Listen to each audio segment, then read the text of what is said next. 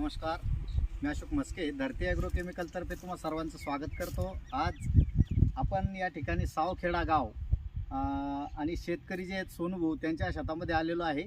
तर ते स्वतः या झकास सेवन जे काय धरतीचं वाण लावलेलं त्यांनी भेंडीचं, त्या भेंडीच्या वाणाबद्दल ते स्वतः या ठिकाणी माहिती देतील।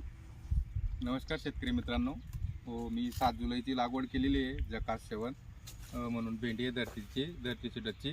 तर आजूबाजूला मी 3-4 व्हरायटी लागल्या आहेत। त्या व्हरायटीपेक्षा एकदम झकास सेवन म्हणजे नावाप्रमाणे काम करते, तिला तोडत नाही। ती आपण बघू शकता इथं फील्डवर येऊन किती डिरी फुटवे केलेले आहेत तिने।